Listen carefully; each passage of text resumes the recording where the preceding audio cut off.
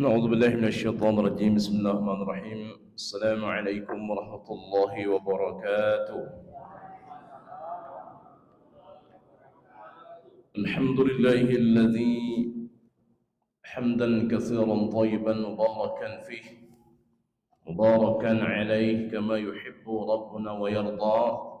نشهد أن لا إله إلا الله وحده لا شريك له في ألوهية وربوبية وملكه وصفاته وأسمائه، ونشهد أن محمدا عبده ورسوله. اللهم صل وسلم وكرم على هذا النبي الكريم، على نبينا المصطفى الكريم محمد صلى الله عليه وسلم. السلام عليك سيدي يا آبتي يا رسول الله. رضينا بالله ربا، بالإسلام دينا، بمحمد النبي ورسولا، وبالقرآن حكما وإماما، وبالكعبة قبلتنا، بالمؤمنين إخوانا. اللهم أنت السلام ومنك السلام وإليك يعود السلام. وحين ربنا بسلام ودخلنا الجنة والسلام، تبارك ربنا وتعاليت يا ذا الجلال والإكرام. أصلحنا على فطرة الإسلام وعلى كلمة الإخلاص وعلى دين نبينا محمد صلى الله عليه وسلم وعلى ملة أبينا إبراهيم حنيفا مسلما وما كان من المشركين. Yang sama-sama kita hormati dan kita muliakan pengurus Masjid Nurul Huda beserta unsur Pak RT, Pak RW, alim ulama, syardi pandai, tokoh masyarakat, orang tua-tua kita, jemaah Masjid Nurul Huda yang dirahmati Allah Subhanahu wa taala. Kita kembali bersyukur pada Allah dan mengucapkan alhamdulillah pada kesempatan pagi hari ini Allah masih memberikan nikmat kesehatan kepada kita bersama. Di antara nikmat yang paling agung, paling besar, paling mulia yang Allah berikan kepada kita bersama adalah nikmat iman, nikmat yakin kepada Allah Subhanahu wa taala. Karena iman inilah yang menyebabkan kita bertahan meskipun kantuk yang luar biasa. Nikmat iman inilah yang membuat kita melangkahkan kaki, menghayunkan tangan sampai ke masjid ini. Mudah-mudahan dengan berkumpulnya kita di majlis-majlis seperti ini menjadi asbab dipermudah urusan kita di dunia ini, sampai nantinya dipermudah urusan kita bertemu dengan Allah Jalla wa'ala. Berselawat kita bersama-sama kepada baginda mulia Rasulullah SAW. Allahumma salli ala Sayyidina Muhammad wa ala alihi. Assalamualaikum Sayyidi Abati ya Rasulullah. Baik, Allah Subhanahu wa ta'ala qala Ali bin Abi Talib karramallahu wajhah. Berkata Imam Ali karramallahu wajhah. Siapa Imam Ali? Anak dari Ali bin Abi Talib, berarti anak dari Abu Talib, yang kemudian menikah dengan anaknya Rasulullah sallallahu alaihi wasallam, Sayyidah Fatimah, melahirkan dua anak, Sayyidina Hasan wal Husain, menjadi Khulafaur Rasyidin yang keempat setelah wafatnya Sayyidina Uthman bin Affan. Maka sahabat Ali, Sayyidina Ali karamallahu wajhah, menuturkan, laula khamsun la sara nas kulluhum salihin. Kalau bukan karena 5 perkara ini, maka setiap kita akan menjadi orang yang saleh. Kalau bukan karena 5 perkara ini, maka setiap kita akan menjadi orang yang saleh dan salihah. Karena saleh dan salihah ini adalah buah dari iman yang kita miliki. Maka dirangkai oleh Quran, di banyak ayat disebutkan, wal 'asr innal insana fi khusr illa allazina amanu wa 'amilus shalihat. Buah dari iman yang baik itu akan mendatangkan amal saleh, baik amal saleh yang di atas dunia ataupun amal saleh yang berdampak positif untuk akhirat. Khairan Allah Subhanahu wa taala, maka orang yang berhak nantinya itu masuk ke dalam surganya Allah adalah orang yang saleh. Innal ladzina amanu wa 'amilus shalihat Lahum jannat, untuk mereka itu surganya Allah. Wa basyiril ladzina ya'maluna as-salihati anna lahum ajran kabira. Orang beriman, beramal saleh, diberikan kabar gembira akan mendapatkan surga di sisi Allah Subhanahu wa taala. Maka kita mesti hindarkan 5 hal ini supaya setiap kita itu dihantarkan menjadi pribadi yang saleh dan salihah. Kata Imam Ali, hindarkan 5 ini. Karena ini yang nantinya akan menyebabkan kita termasuk orang yang gagal menjadi saleh dan salihah. Yang pertama, kata Imam Ali karramallahu wajhah, disebutkan yaitu al-qana'atu bil jahal. Orang yang merasa senang dengan kebodohan yang dia miliki. Maka di masjid kita ada majlis taklim yang sore hari, ada majlis taklim di malam hari, gabungan bapak ibu digabung menjadi satu tabligh akbar. Untuk apa tu Ustaz? Supaya menjadi soleh, supaya menjadi solehah. Karena ada orang yang terlalu nyaman dengan kebodohan yang dia miliki, secara khusus kebodohannya terhadap ilmu akhir. Alimun bil amri dunia, jahilun bil amri akhirah. Ada orangnya itu betul-betul dia mengilmui terhadap dunianya, tapi untuk ilmu akhiratnya dia termasuk orang yang bodoh. Kun aliman aw muta'alliman, jadilah orang yang alim. Kalau tak mampu pada yang alim, aw muta'alliman, menjadilah orang penuntut ilmu. Inilah kita ni. Aw mustami'an, orang yang mendengarkan ilmu, ada kajian datang, sempatkan waktunya.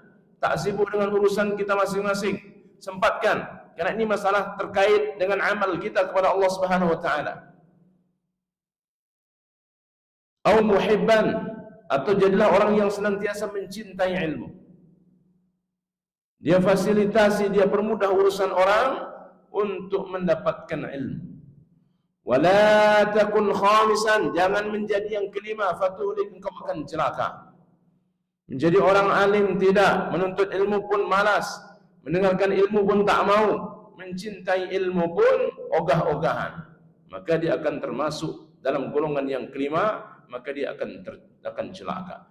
Maka kata Imam Ali karramallahu wajhah, kalau orang masih mempertahankan terhadap kebodohannya, senang dia dengan tidak ada ilmu pada dirinya, maka dia termasuk orang yang tak akan menjadi golongan yang saleh dan salihah.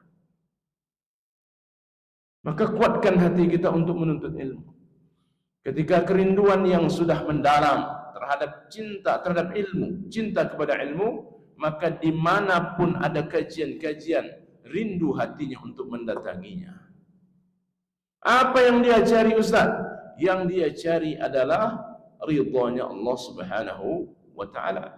Karena orang yang menuntut ilmu ini dipermudah oleh Allah jalannya menuju surga. Man salaka tariqan yaltamisu fihi ilman, orang yang keluar dari rumah untuk mencari ilmu, sahhalallahu bihi tariqan ilal jannah, maka Allah mudahkan jalannya menuju surga Allah.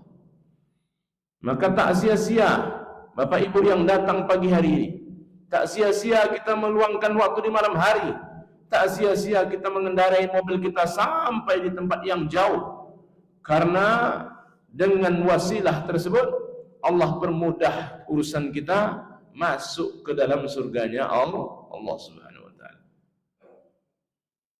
Maqala Syafi'i, berkata Imam Syafi'i, man arada ad-dunya fa alayhi bil 'ilm, wa man arada al-akhirah fa alayhi bil 'ilm, wa man aradahuma fa alayhi bil 'ilm.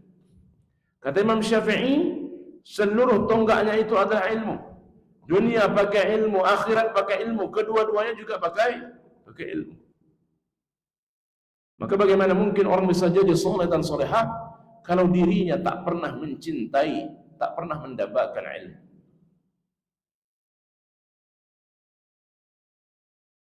Apabila Allah Subhanahu wa taala, mungkin sulit bagi kita untuk baca buku, mungkin payah bagi kita untuk buka kitab.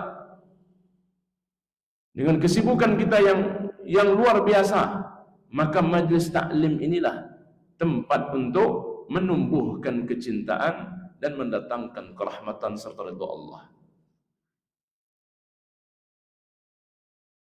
Dan orang yang berilmu pun, kalau dia sudah dapat ilmunya, jangan pula merasa diri ini paling hebat, paling baik. Nah, ini yang pertama kata Imam Ali bin Abi Thalib. Yang kedua, orang tak akan menjadi salih dan salihah kalau dia rakus terhadap dunia. Wal hirsu 'ala dunya. Dia rakus terhadap dunia. Dia cinta kepada dunia berlebihan. Sehingga jika diberikan 2 gunung emas, maka dia akan bersusah payah berlomba-lomba untuk mendapatkan gunung emas yang ketiga. Kapan dia terhenti? Ketika dia masuk ke alam kuburnya. Alhaakumut takatsur hatta zurtumul maqabir.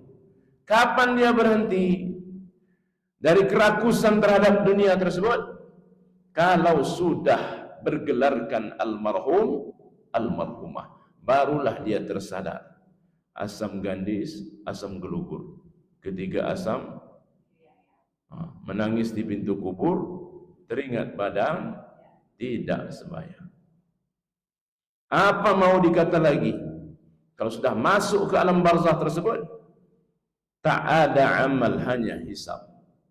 Maka tengoklah apa yang pernah kita buat di atas dunia, dan gambaran perjalanan berikutnya ditengok dari pintu masuk yang pertama ini. Tiketnya tertolak, Ustaz, berarti tiketnya palsu. Tertolak, berarti dia tak akan mudah untuk bisa masuk berikutnya. Kalau sudah dapat gambaran di alam barzah tersebut tak baik, maka selanjutnya akan bersusah payah. Tapi kalau sudah masuk ke alam barzah dengan mendapatkan nikmat kubur, maka tergambarkan oleh dia perjalanan berikutnya akan Allah berikan kemudahan. Hubbud dunya ra'su kulli khati'ah. Cinta kepada dunia merupakan otaknya dari keburukan. Orang bermaksiat karena cinta kepada dunia. Orang berani mengambil hak orang lain karena cinta terhadap dunia. Orang berani menunjukkan kemewahannya supaya tak ditengok rendah oleh orang lain, dia ambil hak orang lain. Cinta kepada dunia akan membuat dia tak akan pernah takut kepada Allah. Cinta kepada dunia, garis-garis syariat pasti dia akan langgar. Level tertinggi dari cinta kepada dunia, dia takut mati. Karena cinta kepada dunia yang berlebihan, apa yang dia inginkan dapat semua. Rumah mewah, mobil bagus, jabatan okey, istri aman, anak baik. Semua yang dia inginkan jadi semuanya. Maka pada akhirnya berikutnya yang dia khawatirkan adalah macam mana supaya dia tak mati. Dunia ini tempat untuk tinggal, bukan untuk tempat terbalik begini. Dunia ini adalah tempat meninggal, bukan untuk tempat untuk kita tinggal. Hari ini di atas tanah, besok di bawah tanah. Sakit sementara, senang sementara, dunia sementara, akhirat selama-lamanya. Itu lagunya. Orang kaya mati, orang miskin mati. Yang solat mati, yang ngaji mati, yang tak ngaji pun mati. Yang bersiap mati, mati, tak bersiap mati, mati. Cinta kepada dunia akan membuat orang takut kepada kematian.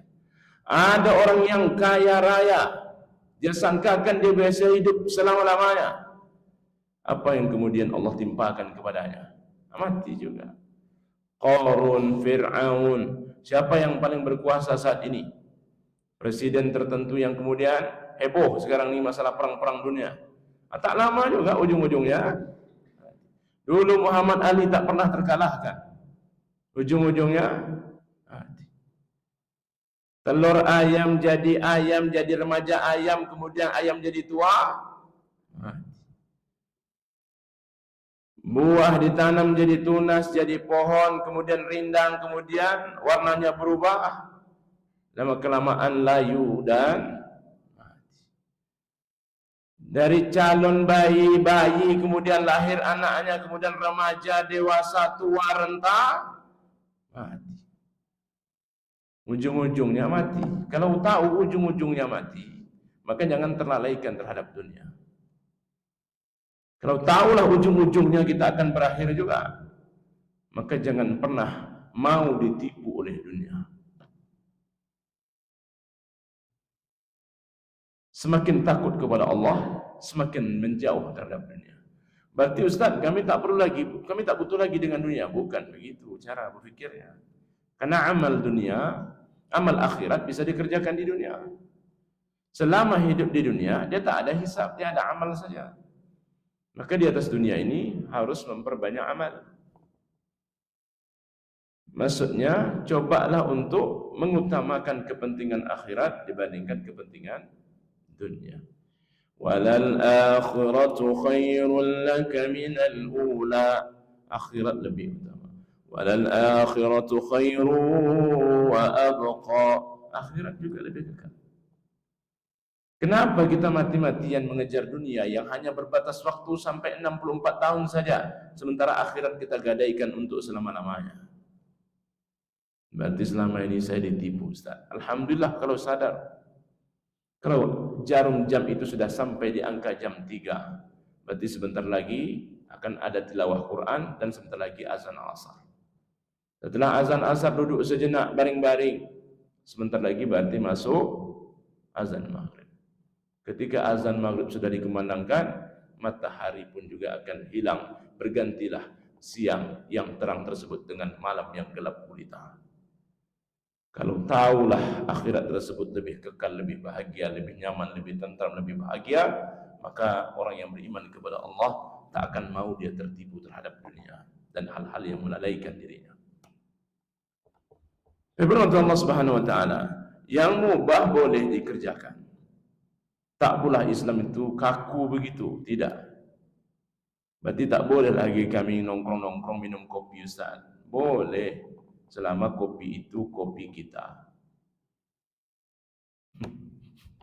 Kalau kopi orang tak boleh. Boleh lah. Berarti boleh kami olahraga sore hari, Ustaz. Boleh, itu hal-hal yang mubah. Boleh kami mendengarkan musik tertentu yang Islami, Ustaz. Boleh. Yang tak boleh itu ibu-ibu berjoget depan TikTok. Bukanya auratnya. Orang dah komen aja tu, tak sadar umur ni. Dia sangka dia hidup selamanya. Bisa jadi berjoget-joget tersebut sesak jantungnya berbusa.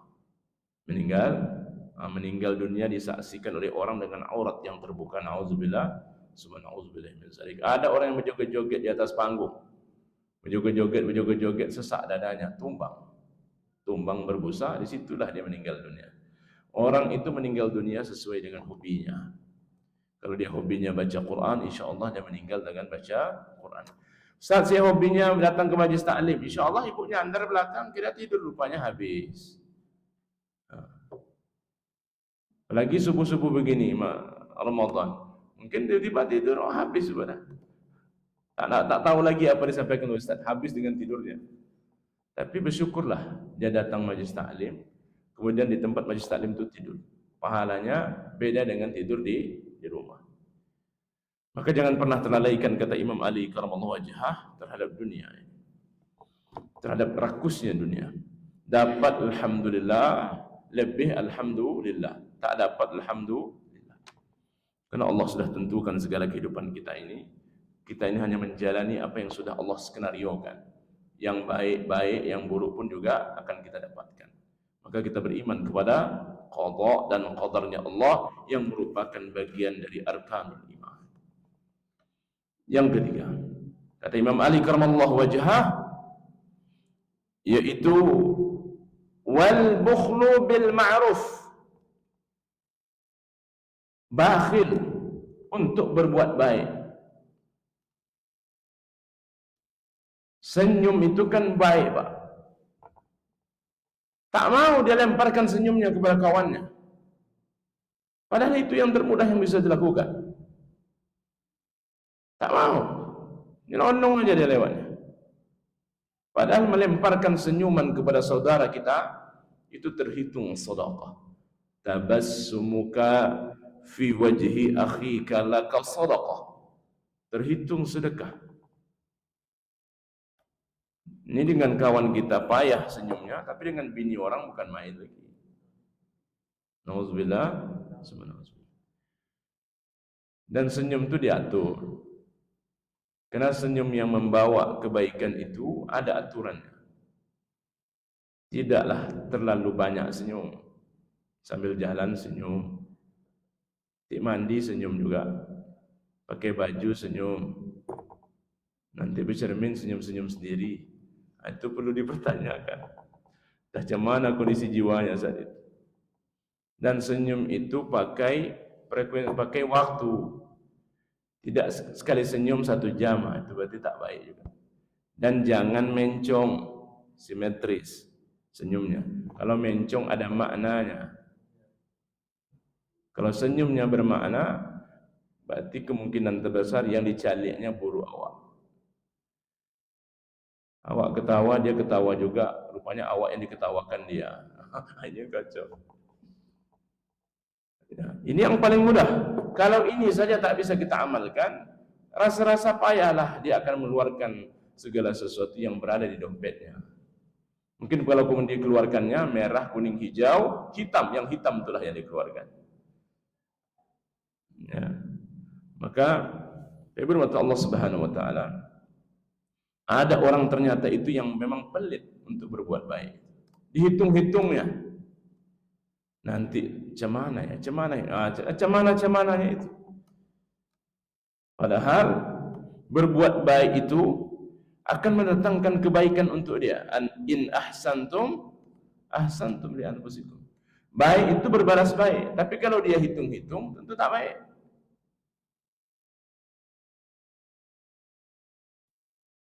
Kalau masih kita lakukan ini, kata Imam Ali karamallahu wajhah, ini akan menyebabkan dia sulit menjadi orang yang saleh dan salihah.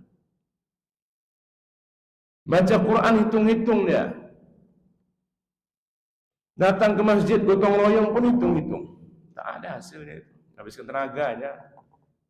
Padahal itu adalah berbuat baik. Tak ada untungnya juga, balik tak ada bawa beras pun. Kan? Hitung-hitung dia untuk berbuat baik. Kalau dia hitung-hitung untuk berbuat baik, maka sulitlah bagi dia untuk mendapatkan pribadi yang soleh dan soleh. Yang keberapa tu Bu? 6? 3. Kira 6 tu. Kemudian yang keempat, kata Imam Ali karamallahu wajhah, warriya fil amal. Orang tak akan pernah soleh kalau riak terhadap amalnya. Riak itu berarti dia tengok-tengokkan. Hari itu dia solat di depan, ternyata dia ingin menunjukkan sarungnya itu bermerek. Ada tulisannya B awalnya, S ujungnya. Ingin ditengoknya, memang dipampangnya merek itu di belakang. Tak dilepasnya lem itu lagi. Biasanya tak pernah depan, hari itu dia paling depan. Oh, ternyata ingin ditunjukkan yang dia punya. Di rumah solat zuhurnya 2 menit. Di masjid solat zuhurnya karena ada kawannya nengok 2 jam.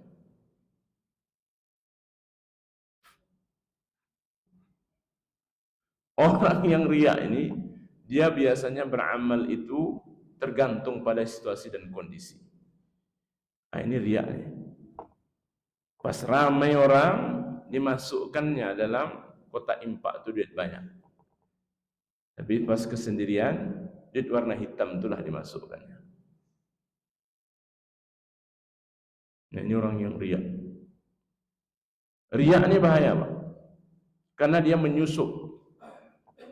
Yang dia sangkakan itu bernilai pahala di sisi Allah, ternyata kosong. Inna akhwafa ma akhafu alaikumul syirkul asghar. Sahabat bertanya, apa itu syirik kecil ya Rasulullah? Ar-riya. Beribadah bukan karena Allah tapi ingin pamer. Ini kalau yang ditengok-tengokkan, kalau yang didengar-dengarkan namanya sum'ah. Suaranya bagus, melentok imamnya, nadanya, cengkokkannya. Tak ditengoknya di belakang itu ada yang sedang sakit lutut, sakit pinggang, sakit kaki, sakit hati, sakit mata pencarian. Tak ditengoknya. Dia gaya dia aja untuk menunjukkan bahwa suaranya itu memang bagus. Itu namanya sum'ah. Maka kalau dia lakukan itu, tak akan mendapatkan pribadi yang saleh dan saleh. Menginfakkan di depan orang banyak boleh, di belakang pun boleh, karena syariat membolehkan.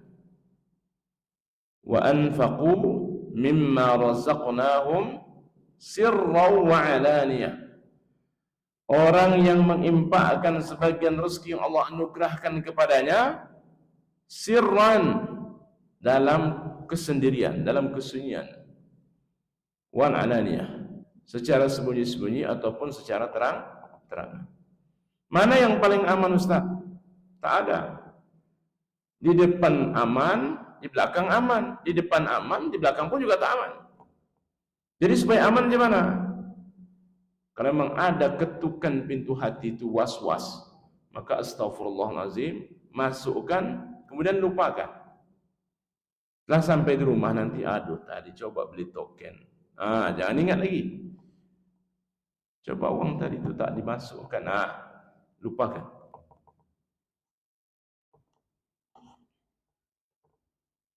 Di depan baik, di belakang juga baik. Jadi Ustaz, mana yang paling bagus? Sama-sama bagus. Karena ini instruksi agama melalui ayat Allah. Boleh di depan, boleh juga di belakang. Di depan Ustaz saya khawatir ada unsur riaknya. Di belakang pun juga kemungkinan ada riaknya. Seperti yang kita ngaji-ngaji sebelumnya. Ngasih di depan bisa jadi riak. Ngasih di belakang bisa jadi riak. Ada orang yang ngasih di depan, dia masukkan. Ada orang yang nunggu orang balik baru dia masukkan. Mana yang paling baik, Bu? Bu? Dah berbuka aja Ibu. Mana yang paling baik? Menurut Bapak mana yang baik? Dia jalanlah baku limpah. Masuknya duit. Ada juga nanti ada orang balik baru dipanggilnya, "Imam, Pak Imam," baru masukkan. Mana yang baik? Sama baiknya. Mana yang berpotensi riak, Bu?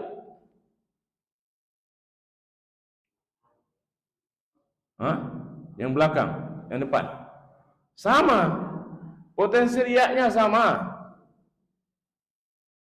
Yang paling aman yang mana? Tak ada. Kalau itu tak usah bersedekah, Ustaz. Depan baik, belakang baik. Kenapa begitu, Ustaz? Kalau kita masukkan di depan orang ramai, kita ikhlaskan Allah, orang jadi motivasi untuk masukkan duit. Tapi juga demikian, riak pun juga akan muncul kalau orang dah balik baru dia masukkan. Kenapa? Karena masih ada unsur takutnya kepada manusia. Takut dipandang orang riak, takut dipandang orang riak itu riak. Jadi macam mana baiknya? Bagaimana baik menurut ibu aja? Maka supaya tak was-was, bismillah. Astaghfirullahaladzim, masukkan. Itu caranya. Jadi Ustaz, kalau kami memberikan makanan perbukaan, Bagusnya terang-terangan atau sembunyi-sembunyi? Sembunyi-sembunyi atau terang-terangan? Dua-duanya baik. Mau terang-terangan boleh pakai mobil, terus mau sembunyi-sembunyi diantar ke rumah-rumah orang di malam hari bersama amplopnya, kemudian minta dicucukkan nomor. Nah, itu kampanye namanya. Ya.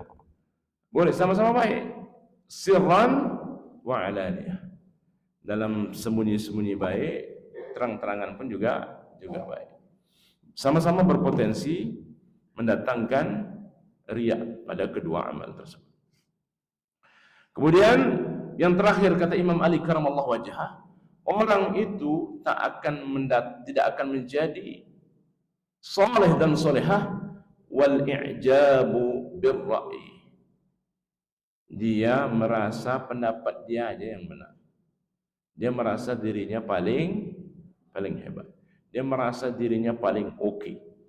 Dia paling senior. Dia paling berpengalaman. Kalau itu masih ada menempel pada diri kita, tak akan menjadi pribadi yang soleh. Yakinlah sumpah. Kata Imam Ali, tak akan jadi. Sudah banyak contohnya disampaikan oleh banyak ustaz.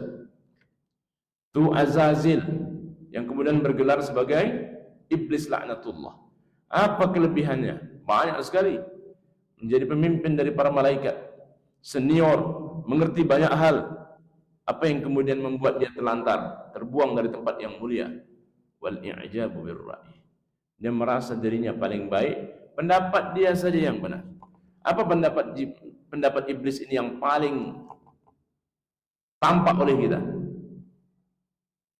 Di Quran disebutkan, menurut dia sujud kepada Adam itu tak baik. Itu menurut dia. Wal i'jabu birra'i. Menurut pendapat dia kepada Adam itu tidak, dia masih junior saya. Maka sebaliknya harusnya Adam ke saya. Apa yang kemudian Allah berikan kepadanya? Dibuang. Nah, kita banyak sombong, iya. Ongeh, iya samanya. Hasad, iya juga. Iri, iya juga. Angkuh, mengerikan lagi.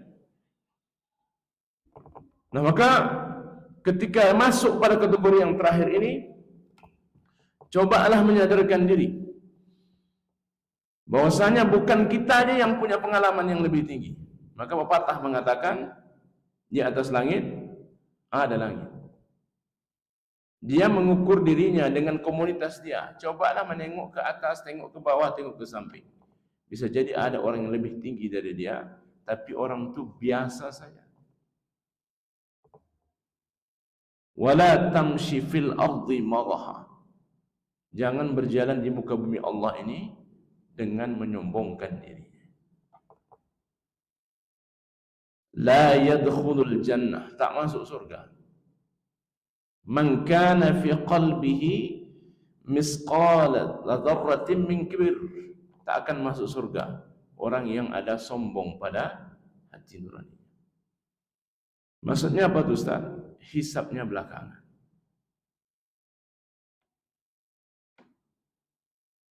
Sebelumnya ada orang yang sombong, hancur sudah. Sombong ni cepat balasannya. Coba aja ibu pakai mukena baru, ibu sombong-sombongkan. Besok pas jemur, hilang. Coba aja. Ibu pakai handphone baru, ibu tunjuk-tunjukkan. Cobalah. Sombong itu cepat balasannya. Baru keluar dari masjid, terjulangkang. Telungkup handphonenya jatuh, pecah layarnya. Yang beli spandal baru, letaknya biasa di samping, ini sekarang di tengah. Ditunjukkan sendalnya sendal bermerek. Nanti, coba aja. Saya coba simulasi dulu Ustaz sombongnya, coba aja. Ada orang menyombongkan diri dengan mobil barunya. Biasanya dia mundur itu tak kena belakang. Hari itu ketika dia mundur mobilnya, dengan agak-agak dia tuh rasanya oke aja. Pas dia mundur mobilnya, kena bemper belakang mobilnya. Sombong itu paling cepat. Kalau sombong itu muncul dari lisan kita, alamat kapal akan menyebabkan sariawan bibir pecah-pecah panas dalam. Ya, minumnya pasti Adam.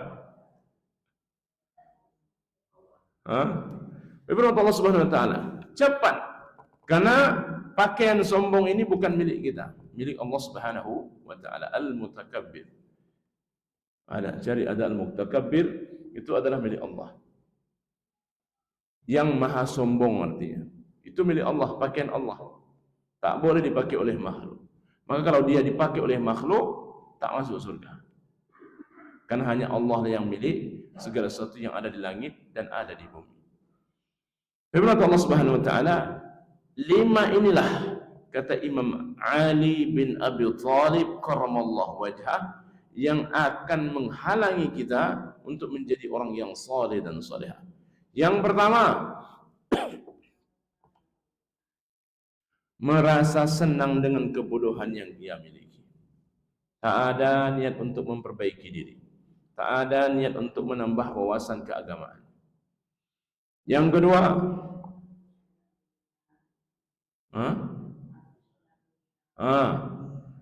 wal hirsu 'ala dunya, rakus terhadap dunia. Terlalu berlebihan cintanya terhadap dunia. Ketiga, payah berhitung-hitung betul dengan berbuat baik itu. Sangat dihitung-hitung sama dia. Padahal kebaikan yang dia lakukan tersebut juga untuk dia, man 'amila shalihan falinafsi. Yang keempat, ya. Yang terakhir, merasa diri paling baik, merasa pendapat dia aja yang paling oke. Nah, 5 ini mudah-mudahan memberikan manfaat untuk kita bersama. Kalau ada pertanyaan silakan, kalau tak ada kita berdoa kepada Allah. Sudah masuk belum, Pak? Berapa menit lagi? 5 menit lagi. Silakan kalau ada pertanyaan Bapak Ibu, rahmat Allah Subhanahu wa taala terkait dengan kajian kita pada kesempatan pagi hari ini. Kalau tak ada kita berdoa kepada Allah. Tak ada ya.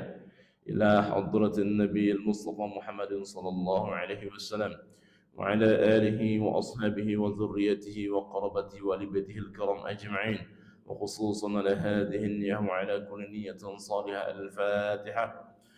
نعوذ بالله السميع العليم من الشيطان الرجيم. بسم الله الرحمن الرحيم. الحمد لله رب العالمين الرحمن الرحيم مالك يوم الدين إياك نعبد وإياك نستعين اهدنا الصراط المستقيم صراط الذين أنعمت عليهم غير المغضوب عليهم ولا الضالين. نعوذ بالله السميع العليم من الشيطان الرجيم. بسم الله الرحمن الرحيم. الحمد لله رب العالمين حمد الشاكرين حمد الناعمين حمدا يوافي نعمه ويكافئ مزيده. يا ربنا لك الحمد كما ينبغي لجلال وجهك الكريم وعظيم سلطانك. اللهم صل على سيدنا محمد. اللهم صل وسلم وبارك عليه. اللهم إنا نسألك بأننا نشهد أنك أنت الله لا إله إلا أنت الأحد الصمد الذي لم يلد ولم يولد ولم يكن له كفوا أحد. اللهم اجعل يا الله صيامنا فيه صيام الصائمين وقيامنا فيه قيام القائمين ونبينا فيه عن نومة الغافلين وهب لنا جرمنا فيه يا إله العالمين. واعف عنا يا الله واعف عنا يا رحمن واعف عنا يا كريم يا أرحم الراحمين.